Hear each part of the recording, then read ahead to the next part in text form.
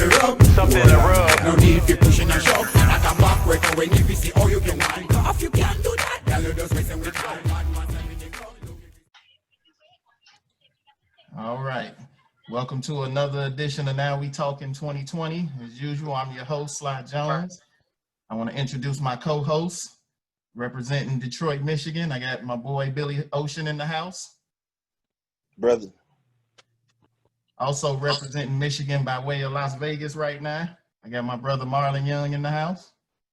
What's happening? Representing Chicago, Illinois, got my brother D Gage in the house. What's happening? Representing Miami by way of Georgia, my boy J Rock in the building. Power to the people. Also representing Chicago, got the always sometime Rod Brown in the building. What's up? Also representing Miami, what is that? T-Lo is in the building. How's it going? How's it going? And the newcomer representing Wisconsin. You know, we don't like them up there, but I got my brother Tony in the building. Hey, what's up? What's up? What's up? All power to the people. All right. So as y'all know, we in some trying times right now. But before I get into what we gonna be talking about, I just want to know quickly from everybody, just real quick, a minute or so, about how y'all feeling right now about after all the protests and everything. It seems like it's starting to calm itself. It's a little bit more under control. They still protesting, but it's a little more under control. So I'm gonna start with you, Billy Ocean. How you feeling right now about everything? Truth be told, man, the last couple of weeks, man, I've been having to really calm myself. You know, I feel like a rage inside, but I also have to calm that rage.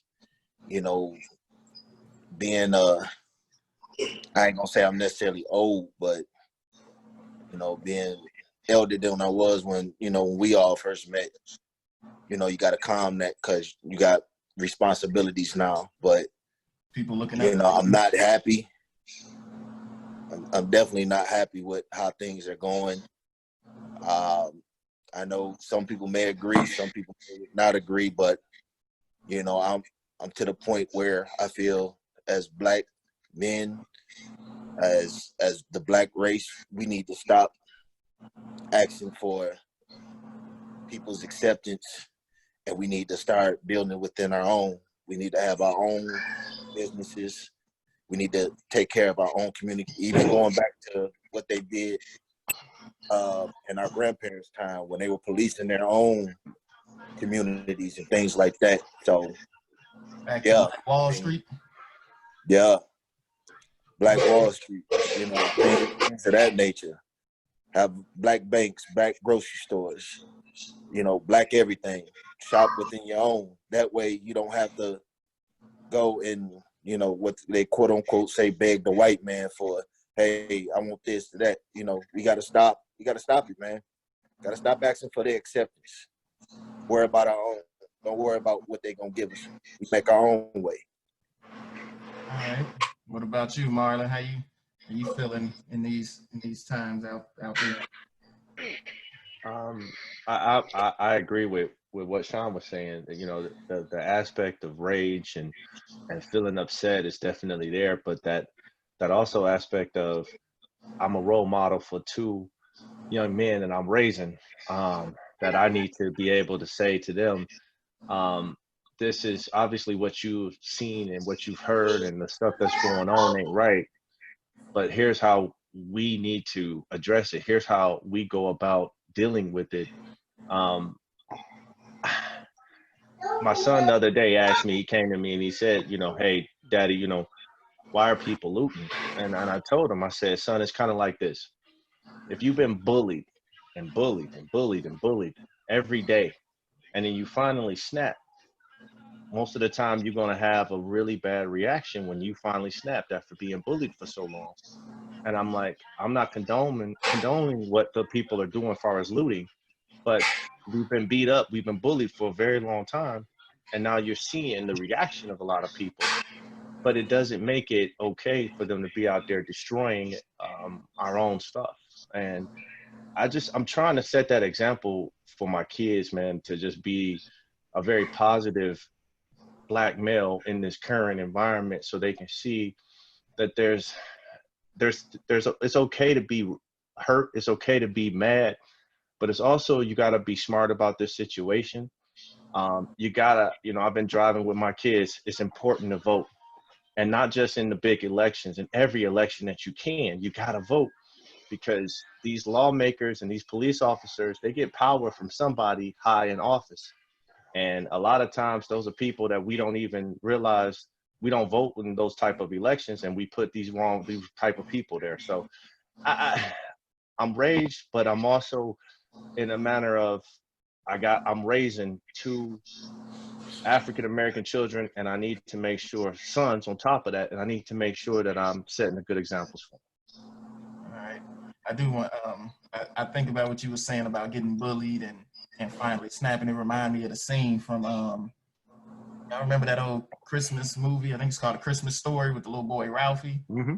And like Yep. after school, the little boy, like some dude was like always messing with him. And then all of a sudden he just went off.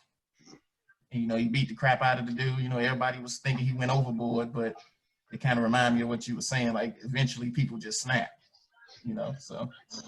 But what about you, D Gage? What you feeling like right now? I got a lot of mixed emotions. I just think it's just a bad situation right now. It always been. We always been alone. It's just right now, this generation, they got way more balls than us. And Correct. it's because that most of them was raised in a single family home. We coming up, where they took that away from the black family. You know what I mean? And that's where it's at.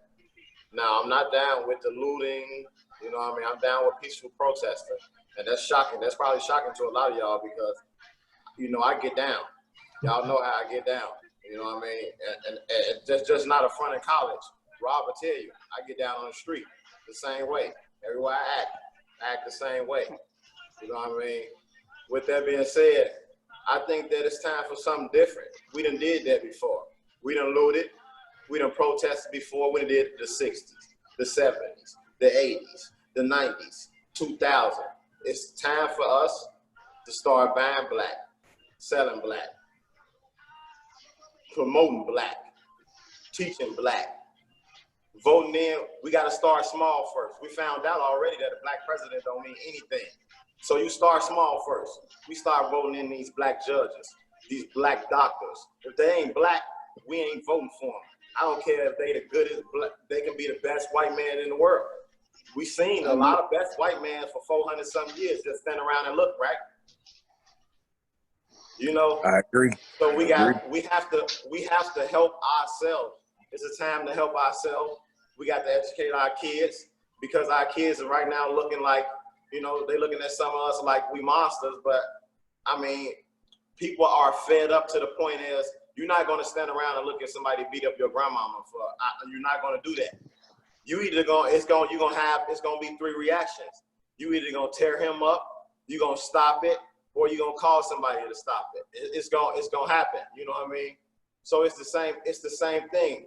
We've been pushed and pushed and pushed. We done sat around and all these slaps on the wrist, throwing out, little second-degree murders and all that stuff. If somebody even say something wrong about a black person, it's time for us to shut them down.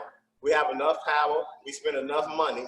We are the smartest. We built this country, so there's no way you can't tell me we can't build something else together. A lot of people are scared because we are, taught. We are being taught so much that, you grew up, you work for somebody, this. No. I recycle my dollar. You know what I mean? I'm a personal trainer, and I work for CPS. And I'm gonna tell you how my dollar recycled. Me, I recycle a black insurance lady. I got insurance. I got insurance from her. She paid me as a personal trainer. Me, my other cousin, she's a comic. She also do some social media promotion, all type of stuff. She personal trained me. I let her do some of my social media promotion. It's like that. I promote other people, other Black businesses on my social media. We have to start doing it. That's the most important thing. You have to attack them where it hurts. We got to stay within these rules. We can't just stay within these rules. The best way to attack somebody is to use their own rules against them. We smarter than them. And that's how I basically feel about it. You know what I mean? That's it to me. I understand, but here's an interesting statistic for y'all. I looked up 69% of the money that's spent in movie theaters are spent by us, but we ain't getting the jobs in Hollywood. You know what I'm saying? Like, we ain't getting the big profile movies, but we spending 69. They making 69% of their money off us, and that's crazy to me. Crazy. Well, don't even tell them the numbers about the NCAA. What about that? Man. What about we ain't gonna even talk about the money in the NCAA. I'm not even gonna even mention all that. That's all I'm saying. It's just about, hey, look, let's not go to Duke. Let's go to Alcorn. Let's go to Alabama State. Let's go here. And already some college athletes, some high school athletes already the number one sophomore. He already put it out there like, man, we own this. We can control this. And we control basketball and football easily. You know what I mean? You can't do nothing. We can shut down major universities. They're going to have to put the TVs where they're going to have to. It's going to be a must. You know what I mean? It's so easy for them to do that. All right. All right, brother Tony, you're up next. If you on mute though, can you? Maybe he done froze up. I'm gonna move on. We'll come back to him last. Trevor, you there? I'm here. How you feeling right about now? Like, kind of like D-Gage say, man, just a bunch of mixed emotions and stuff, you know. It's a crazy time, you know, growing up and everything. I grew up in a white neighborhood, you know what I'm saying? So, yeah, I had Black people there. Like I say, J-Rock was right there in my neighborhood growing up. So, you know what I'm saying? Race was growing up for me.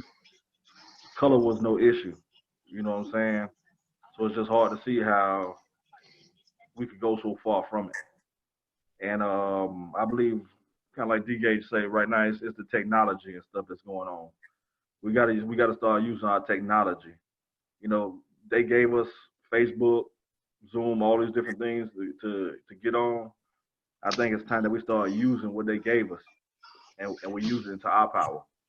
You know what I'm saying? There's so many of us out here. There's so many Black men, women, just anybody in general, that you can take over and take a stand if you want to. You know what I'm saying? A lot of people sit there and say, "Oh, well, we can't do it. We got money this and money that." No, you know, stop thinking in the negative way. If you think in a negative way, it's gonna be negative. You got to start thinking positive. You know what I'm saying? To me, that's what I think. I believe we got to be more positive.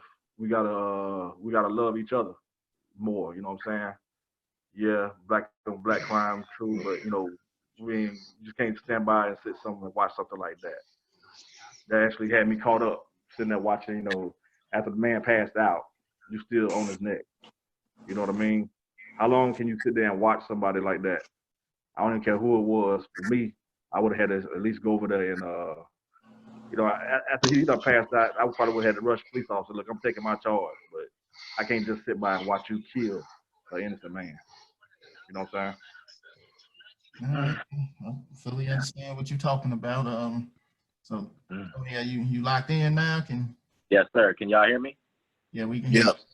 Yeah. So Yeah. how are you feeling on this Sunday after everything that kind of unfolded and we kind of in the I don't know if you want to call this like the tail end of, you know, the situation. I think it's a different phase, different stage. You know, if we think about the different movements that happened for Trayvon and Mike Brown. You know, we get real wild, you know, for the first 15 days, then peaceful. You know, seems like after the memorial services, we end up getting a little more peaceful. But man, where I've been is I've been beating myself up a little bit because I want to be out there with the young folk. You know what I mean? I want to be out there. That's me. I'm like Gage, man. I want to be out there beating the street. I want to take my pistol down there. I want to do some wild, covert type stuff. You know what I mean? And I told my wife, and I asked her the other day, I said, you think I'm a sucker for not being out there? You know, that's the, you know, because we're at a different stage. We're at a different age. You know what I mean? It goes back to what the brother's saying. We have to think of different strategies. So something else I've been doing is I've been reading about movements, rebellions in different countries. You know what I mean? So, you know, we have to connect our struggle here with struggles that have happened around the nation. I mean, around the world. You know, that's that Pan-African understanding that our what affects us here is the same thing that affects brothers and sisters in South Africa, you know, and Zimbabwe or whatever. You know, so I've been reading a lot. Been trying to get a little creative. You know what I mean? But I've been doing a lot of teaching. I've been teaching my children, my sons. You know what I mean? I have 2 boys, 2 Marlon. I got 2 boys. Inside my home, I have 3 boys all together. I have an 18-year-old, a 6-year-old, and a 3-year-old. But I'm all about raising warrior scholars. So, you know, they shoot the fifth. They know history. But right now, I'm constantly pouring into them. And I'm trying to give them a little more discipline right now, because the world is not going to take it easy. You know, they're going to have to understand. They're going to have to understand, you know, when it's time to move, it's time to move. You know, whether positive, whether forward or retreat. You know what I mean? There's no shame in either. So I'm just trying to be a warrior scholar, father. I don't know, man. It's wild out here. That's super important, you know, to put that into them, you know, instill that power of self inside of them, you know, so they know how powerful they really are, you know. Yeah. All right. So the other day, though, real quick, I cried the other day watching the memorial service of George Floyd, man. Brother was up there talking, man, about how they used to dry their clothes, and that was wild, man. I couldn't even do it. Oh man, I couldn't even watch the service, or I couldn't even watch the video all the way through. Me either. And listen, man, whether we believe it or not, this is the last thing I'm gonna say. We suffer, all of us on this phone suffer from mental health issues, man. We have seen black men on TV die. Nipsey, I couldn't even watch Nipsey, but you know, we have seen our deaths in front of us, Gage. You know what I'm saying? Yes. And we you know, our women probably don't know how we're affected. You know what I mean? I'm sure, you know. It makes you so rage. But I think we all at an age right now, all of us right here, I know most of us from college. So we all at the age of 40. You know what I mean? That's around, you know, that's the age where we all we thinkers. You know what I mean? We smart movers. So we can't get mad at our generation now for really tearing up stuff.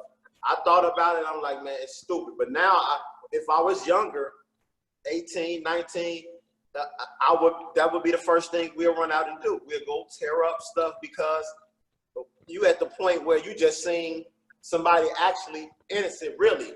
Died, no gun, no nothing. It's unexplainable. Like, my son act like Way do. Like, you can't tell, it's the wrong thing. You can't tell your son that he black. Well, daddy, I'm black too. So do that mean a cop gonna kill me? I got a 12-year-old son upstairs right now. If I say something about the police, he'd be like, no. He don't. His reaction, the police is serve and protect.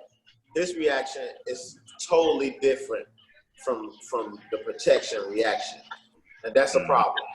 You know what I mean? Yeah, understood. And what about you, son Tommy? How you feeling out there with everything that Can they, I piggyback on that slide real quick? you said Yeah, what? go ahead. Go ahead. Can I piggyback off that real quick? Go ahead.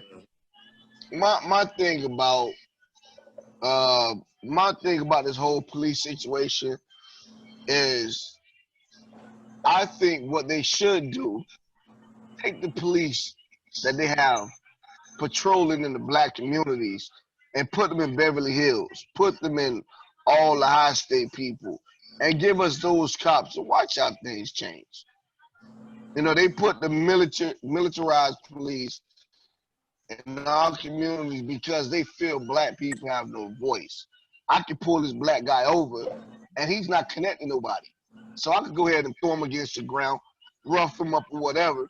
He's not connected to a judge. He's not going to make a call downtown. If he does, it matters nothing. But in Beverly Hills, they know they'll get a call by somebody. Just like up here in Buckhead. I had a police officer told me that. He told me straight up and down. He's like, listen, you can't do all the stuff that you do in Bankhead, that you do in Buckhead, because for the simple fact that those people in Buckhead are known people, or they may know someone, and they'll make a phone call and stuff gets done. And now, my feeling on the protest is, and I'm going to be not even politically correct, I'm actually proud of them, because finally, the words "no justice, no peace" is actually kicking in. I get tired of people holding up signs talking about no justice, no peace, and you just standing there. No, there's no justice, but yet y'all still giving them peace. So I'm proud that these young kids are doing what we didn't have the balls enough to do. And I'm proud of it. And they're like my daughter's age. So obviously those little kids were listening when we were preaching it to them. You know, people are tired of seeing black men being mistreated. You know, this stuff is finally coming out because we have videos of it. I was watching CNN, and he's like, my God, I don't understand how people are pushing over elderly people.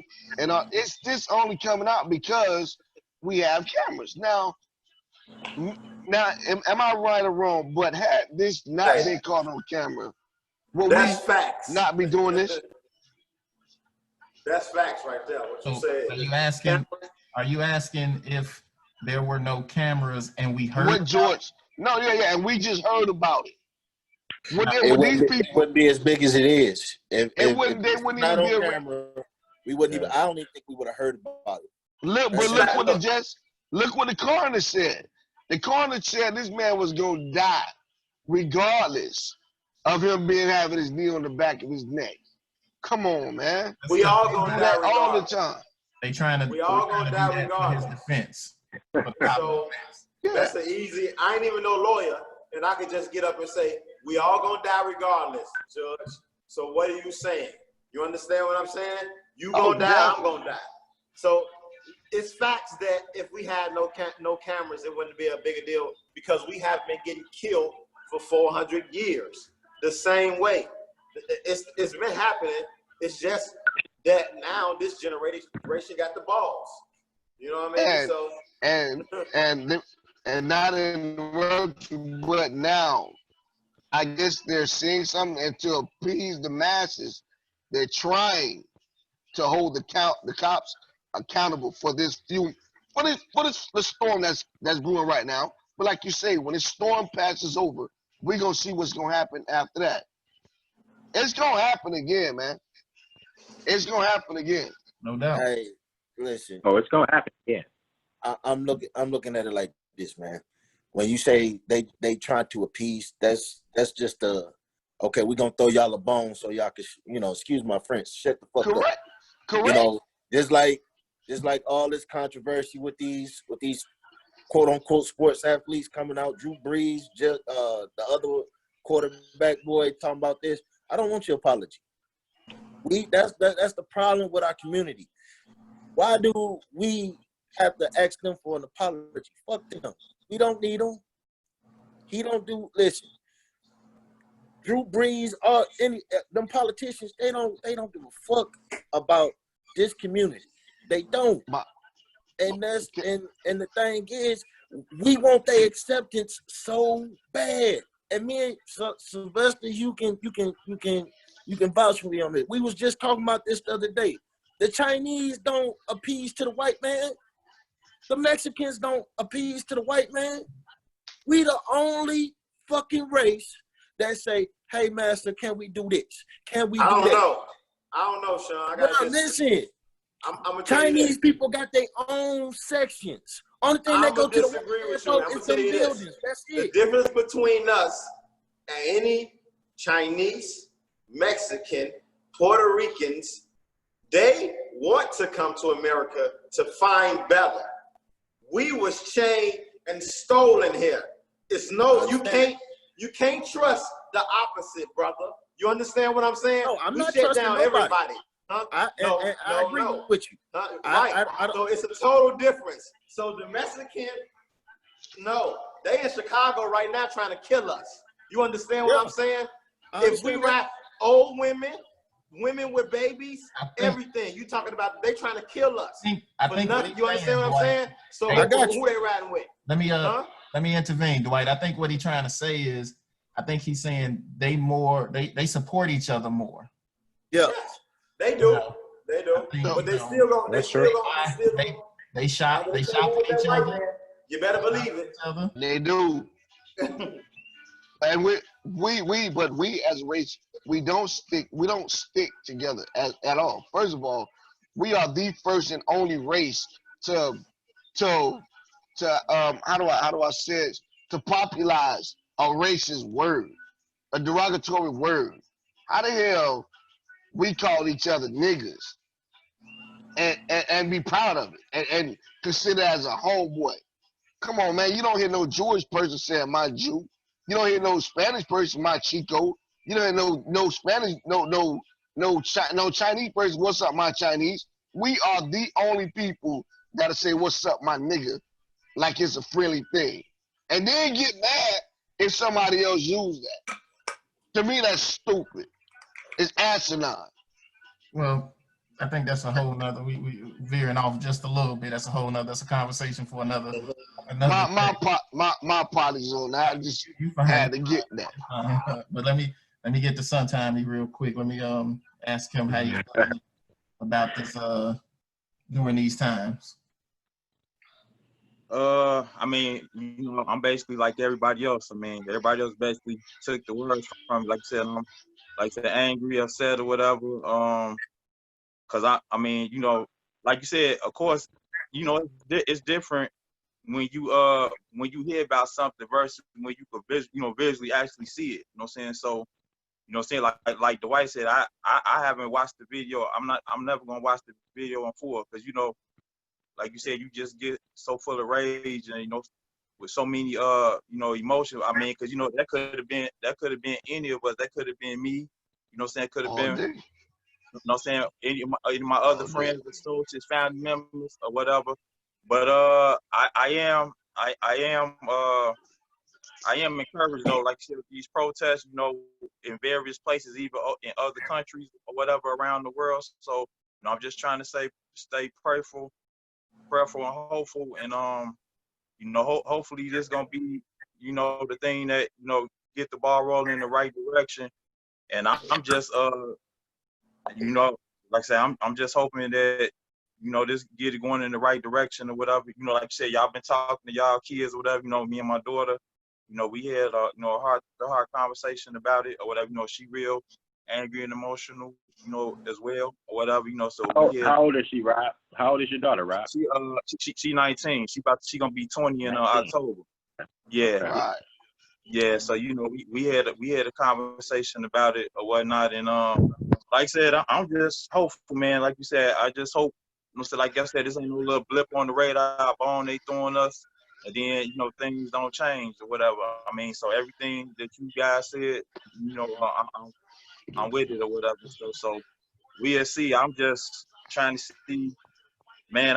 I'm just hoping to get better and looking for some solutions or whatever. 'Cause, you know, I'm thinking like, man, you could do, you know what I'm saying, any of us get pulled over, we all have, you could do everything correct that they ask you to do, Correct. and you still can end up, you know, saying dead or whatever and stuff. So then, you know, this got me questioning other things like Sandra Bland, for example. You know, they said she took her life, whatever. I mean, I don't believe that. It wasn't no video though.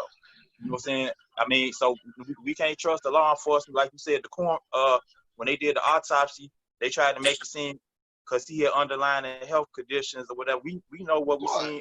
It was asphyxiation. Any human being, you put all your weight on their neck.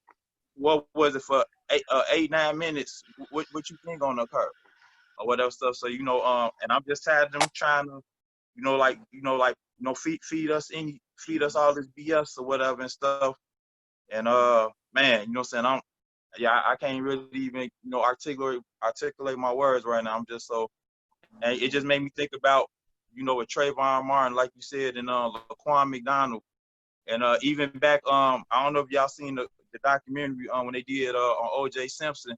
See, you know, of course, back then we actually couldn't see it, but when I actually seen the video when the little Chinese lady shot, I think her name was Latasha. You know, I'm just thinking about all these different injustices that's occurring. So, like I said, we're gonna have to galvanize and stick together, you know, and unite as one. And like you said, with the younger generation, they seem like they own it. So, you know, like you said, we a little older, but we got to bag them up. You know what I'm saying? We got to be with them. They might be out in the front line because of their age and stuff, but we got to be right behind them, you know, supporting them, you know, and providing them whatever they need from us. And that's all I got to say sometimes. Like I said, I can't get it out how I want to right now, so I'm going to leave it at that. No, you did. Good job, bro. Good job. One more thing. And it's on point, I promise. My thing is, any white man that think they got something to say about this just need to shut the hell up. You've never lived in the shoes of a black man, not a day in your life. Don't try to speak and try to be like, oh, well, y'all should do this, y'all should do that. No, you've never had a gun pointed at you. You've never been profiled walking through a store. You've never had none of this. Shut the hell up, man. So, with the whole Drew Brees thing, shut the hell up. And you talking about your grandparents' fault? Okay, my great-grandparents' fault, and when they came back, they were still called niggas and couldn't get a job. Shut the hell up. Y'all have privileges? Shut the hell up. You would never understand what it's like to be a black man. Shut the hell up. Listen to what black people are trying to say, and move on. Take that in, move on, and try to help. And let's be real. What was George Floyd? 42, I think. 47. 47. Yeah, 47. Yeah, 47. Yeah. Okay, 47 years old. What 47-year-old don't have some sort of underlying health issue? In a pandemic. They always gonna do that. They always gonna make us seem like we have a problem. When we're the victim, we always still the criminal, no matter what. No, for real. Right. They need, They need, like you saying, Jarvis. They don't want to take no accountability. You know what I'm saying? That's one of the big. That's one of the And big. that's what it's all One about. of the major problems. They don't want to take accountability. That's what it's all about. Accountability. You know what's interesting, fellas, is that if we pull back from this time right here and look at it from maybe 50, 60 years from now, this little blip right here, we think that we are going to be the generation that sees the change. We might not see it. Like, we've just been free since we got our voting rights. You know what I mean? That's your mama, my mama, Marlon mama, Jarvis mama, Rob mama, Gage mama, and everybody mama on here. When my mama was young, they wasn't voting. You know what I mean? When she was 9, 10, they wasn't voting yet. Right. You know what I mean? So, I mean, man, it's just ill to think that our grandkids gonna be going through this. You know what I mean? Yeah. And that's 50 years later, and we still going through it. Yeah. And I like to piggyback off. We just got free. I'm sorry. Go ahead. But I think my big issue, man, is as I look at just the fact that, you know, what Tony was saying, we just got free, we just got the right, like, our right to vote, to me, is by far the greatest power that I think we can use that a lot of us don't. And it was frustrating for me to look at some of these past elections and see people barely winning in areas where if more African Right. Americans would have went out and voted, it may have been different. The reality of it is for years, these people have had people that give them the feeling that they are superior. Their leadership backs them up. I think somebody was saying earlier, hey, listen, they have each other's back on a lot of this stuff, man. So if I know I can do what I want to do out in the streets, you got to think about it. That police officer that sat on George's neck for that 8 minutes and 46 seconds, he had multiple other incidents that were just ignored. Yeah. So that means that in the city of Minnesota, people were not voting, not going out there, not paying attention to who they were putting in power, that allowed that man to have multiple different incidents and still be out there policing the area. I mean, you got police officers right now, man, with swastika tattoos that are police officers. You can't sit up here and ignore the fact that you have the right to vote and you gotta use it, regardless of whether you agree. Not voting is just throwing away what our people fought for years. It irritates me to see that, man. It irritates me to know that so many of us don't go out there and vote. I understand everything y'all saying. We definitely need to support each other more as a family, and I get that. But in this current environment, in this America, the only way you're gonna get your voice heard is to go in that booth and put down on paper. And that's every election. It can't just be, oh, I'm voting for this person, this one election, just a presidential election. You got judges that's going in office. You got sheriffs that's going in office. You got people that's going in these offices that really are damaging and impacting our communities every day. You got to get out there and use it, man. It's just frustrating to see that kind of stuff. Now, Martin, let me ask you this. Now, what about the voter suppression? Here in Georgia, it's blatant. They don't give a F. They really don't care. Dude, they had 300,000 people that they said were not going to vote because either one, they missed it, or they were not home to get the ballot, or some BS. They don't give a damn. They would do it in your face and say, no, you're not voting. 300,000 people. So if you put those 300, and also like in Florida, the convicted felons got their right to vote back, and of course they're fighting that right now, saying, oh, if you have back pay, you can't vote. They rigged the game so that they can win. I understand people say voting, but now you go to that voting poll and they may tell you, oh, well, you have to go down the street. When you go down the street, oh, you got to go back to this other place. These are the games that they play when it's time to vote. I'm gonna tell you something, right? I agree. I definitely agree with that.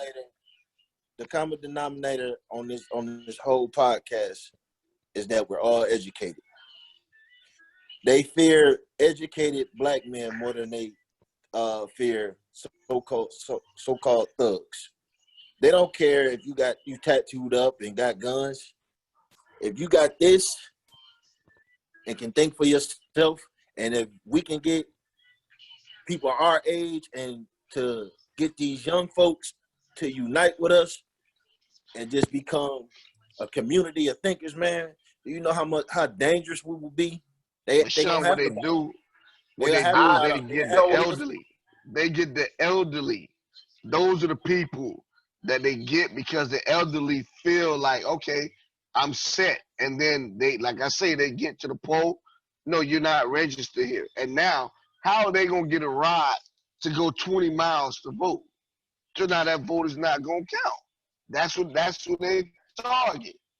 It's just, I'm so mixed up about voting, man. I vote all the time. I do. And it's one reason why I vote. I vote because our ancestors fought for it.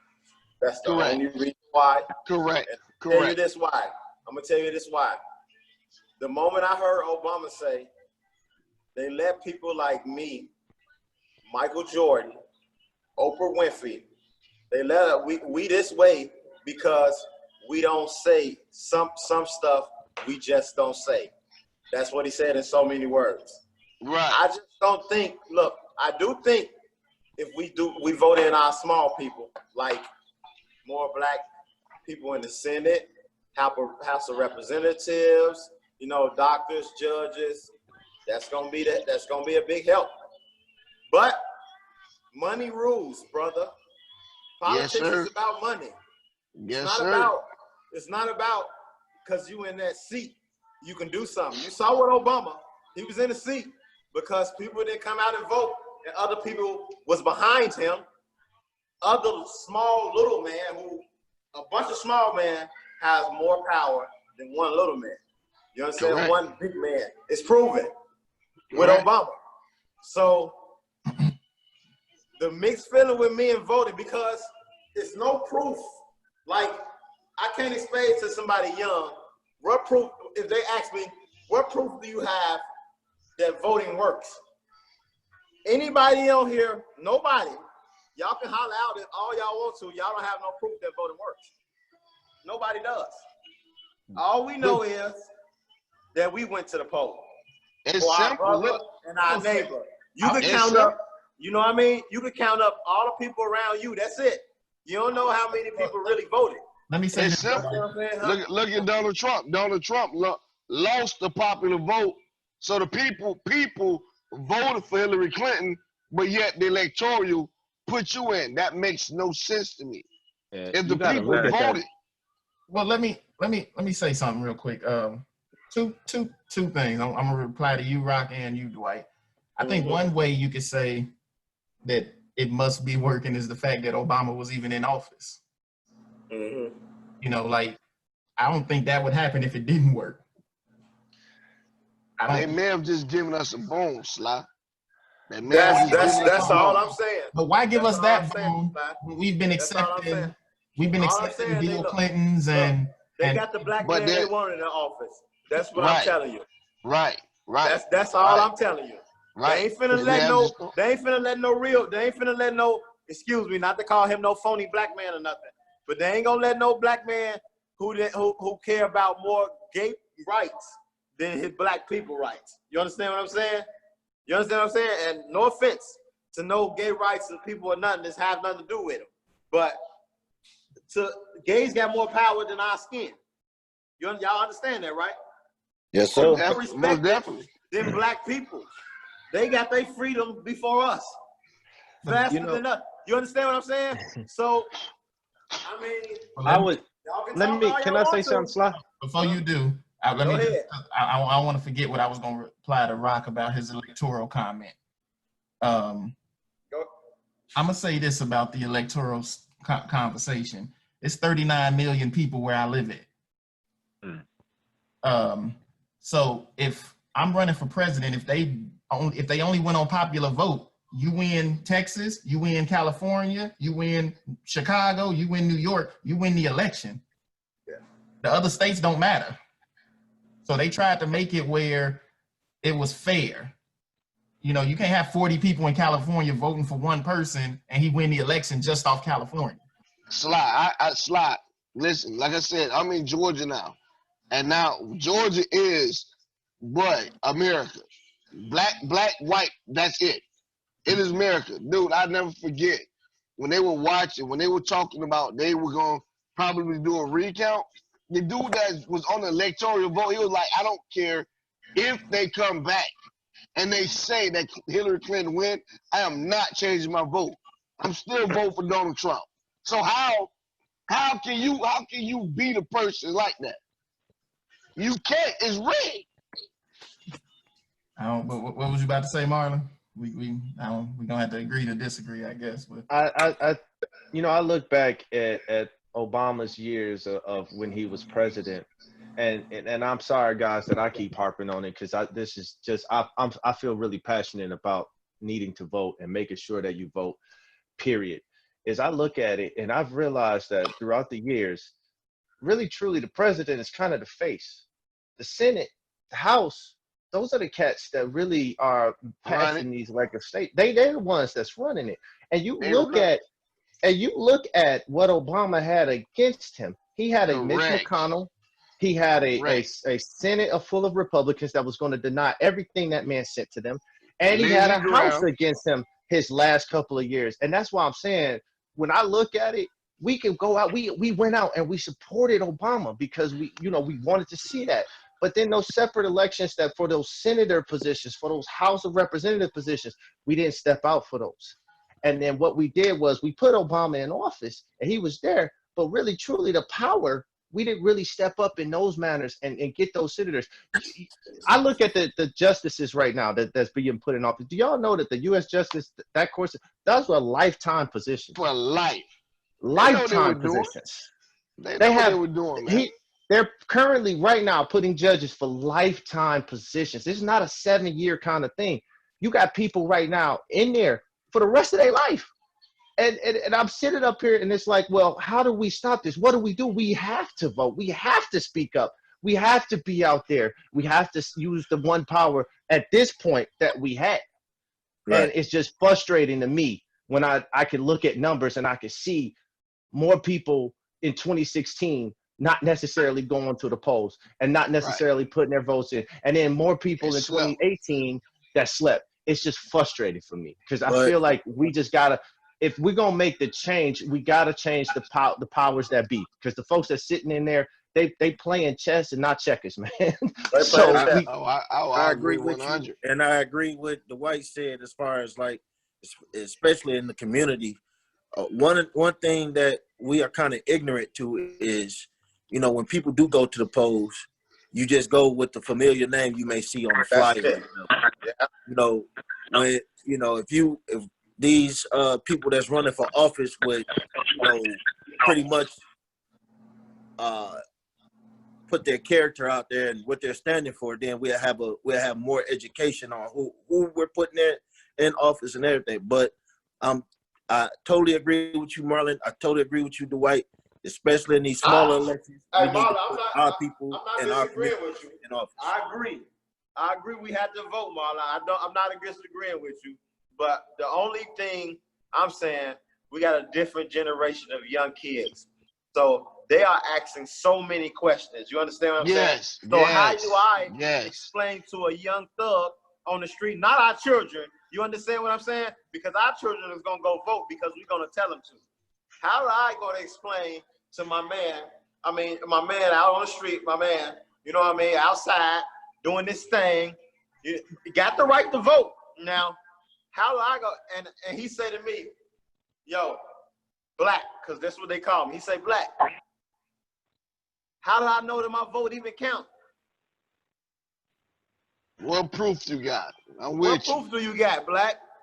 I'm with How you. do I tell that to him? How do I explain that to him? Now, I agree with you. You understand what I'm saying? I agree with you. I found out the hard way that the small man, we all found out the hard way that the small man runs it.